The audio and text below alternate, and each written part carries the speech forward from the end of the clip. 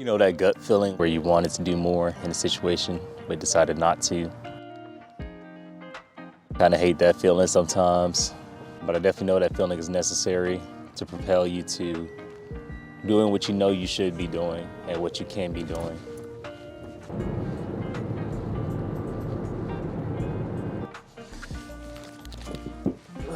Sometimes a lot of anxiety and stress comes from not putting into action that you know you can do at that moment in time, or pushing off something that you know you can do today and pushing it off to the next day till tomorrow. Instead of not taking action and doing what you ought to be doing, you hold it in, hold that idea, hold that planning that you're supposed to be doing.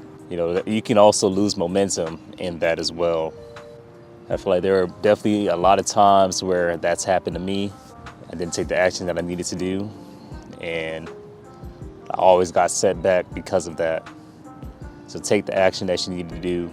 Don't allow that minor stress and anxiety initially to keep you from getting the job done that you need to get done.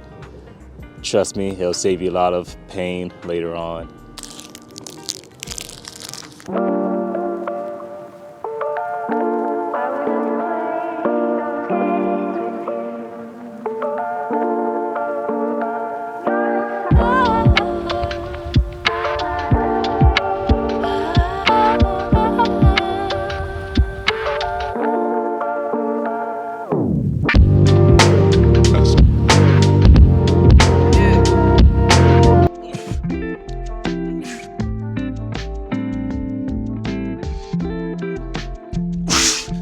One way to combat stress is to just do what I'm doing, be out in nature, enjoy the cool breeze, enjoy the sunlight.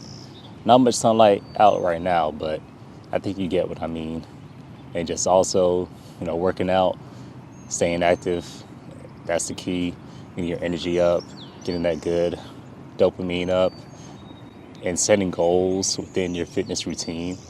That's definitely very key. When you accomplish those goals, it kind of helps bring up confidence as well. And there's also a mental aspect to fitness, also physical, of course. But that mental aspect is being able to continue to push through. If you push yourself while you're doing an exercise or workout, you're consistently pushing yourself to do more and be better and overcome challenges. You can definitely take that with you when you have no other situations outside of the fitness area.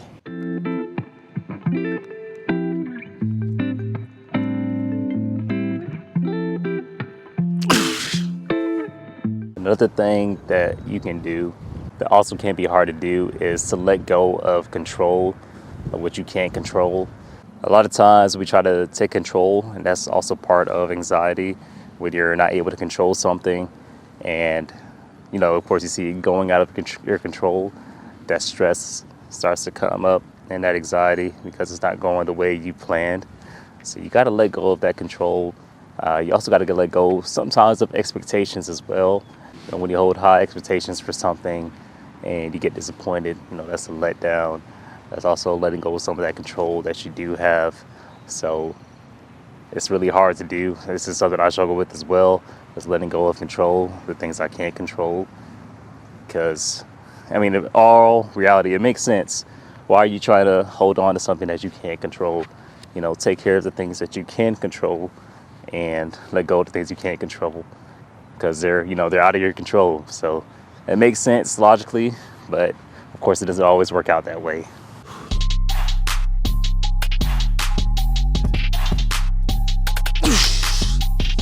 Kind of going to this workout, I feel like I need to get more protraction. I think it'll help me a lot with my form and being able to hold the planche a bit longer. I was a decent hold, about 3-4 seconds there. I do feel like I'm getting a little bit heavier, so these holds aren't as long because of that extra weight. So that's what I love about calisthenics. It's a journey. You always face some challenges here and there that can be stressful as well. But if you know how to plan and overcome those challenges, then you have nothing to worry about. And another thing is just understanding that challenges will happen. And you can apply this to life. Challenges are always going to happen. Just try to take what you can, learn from it, and grow from it. That's all you can really do.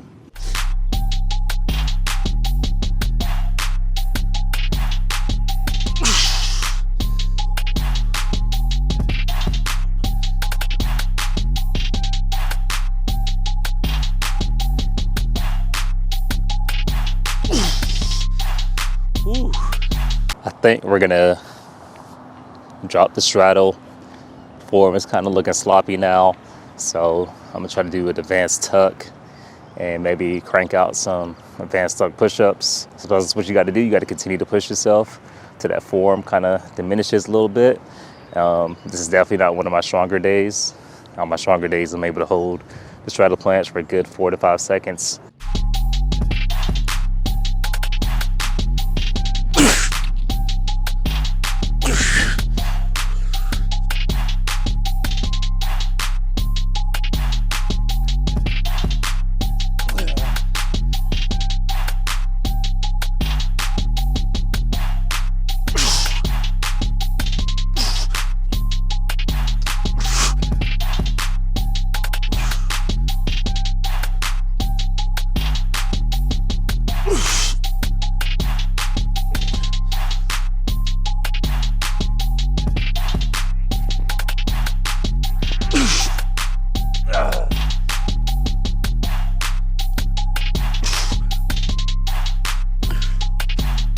Okay, I'm struggling a little bit today, but not a bad workout so far, not a bad workout. I'm gonna start working on the straddle planche push-ups. Obviously the band is a little too light right now, so I'm gonna try to get a heavier band and see if that helps. And I heard this was kind of a secret to getting better at the planche, and it makes sense. This is how I got better at the front lever. I started working on some dynamic movements, like the front lever row. So I think this will be a plus to the planche, working on that shoulder strength as well as that straight arm strength. Let's see how implementing this in my plan works. I've done it before and my workout went pretty well. The video is actually right up here if you want to check that out. And my holds were a lot better too. After this last set, I'm gonna start working on some handstand push-ups.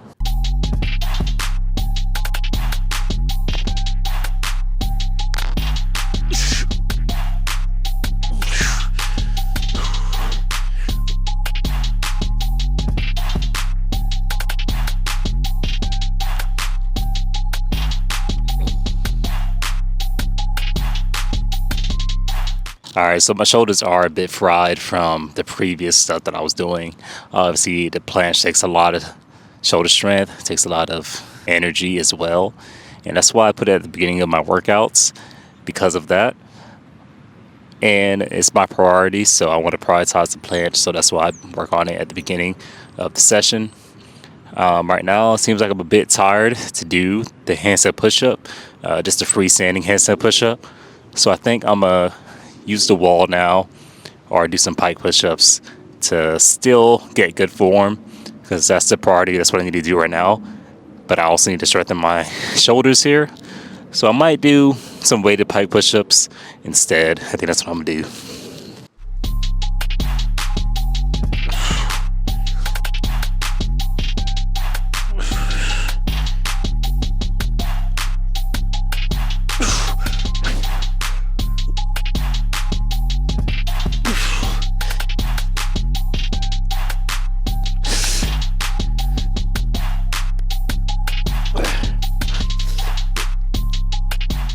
As you can see, calisthenics is more versatile than just the regular push-ups, dips, and pull-ups. There's a lot you can do. If you don't have a weight vest like this, grab a backpack, add some books, add some dumbbells, put anything you can to get that weight that you need in order to increase the intensity of your workouts. And just like instead of doing the wall handstand push-ups that I was gonna do, I'm using a pike push-up. I'm doing a pike push-up with the weighted vest. Still just as hard, honestly. Maybe just as hard. There's a lot you can do with calisthenics. If you need help programming, go to the link in the description, fill out the form, and I'll reach out to you and let's have a 15-minute call and talk about your goals and how we can reach those goals.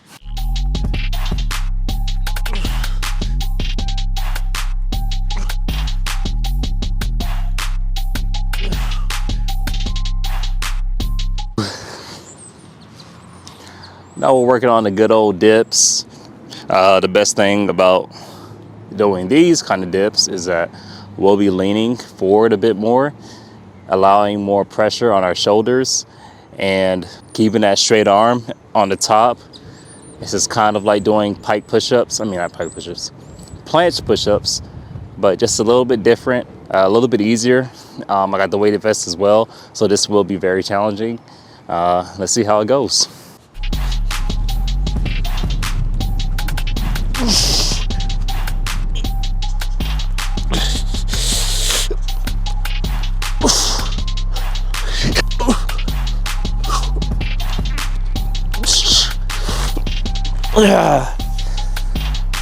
Woo.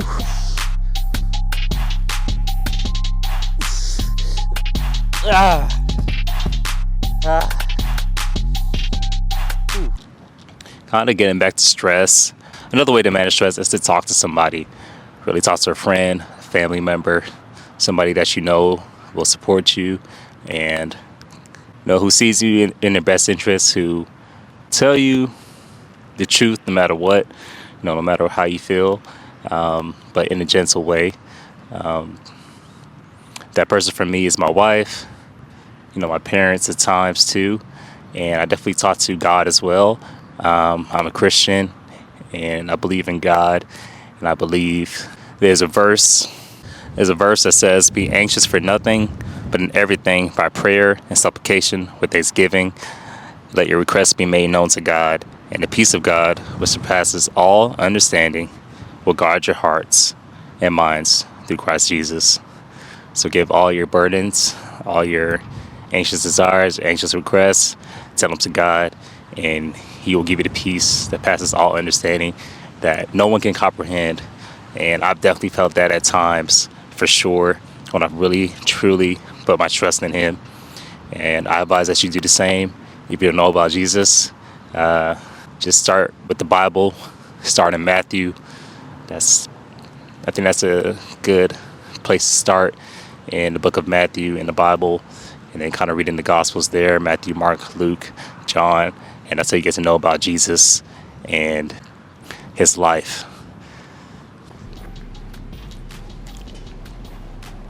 Guys, this brings me to the end of the video. Thank you for watching to this point. You're a real one. Like, subscribe if you're new to the channel. It'll help me out a ton. And I'll catch y'all in the next one. Peace out.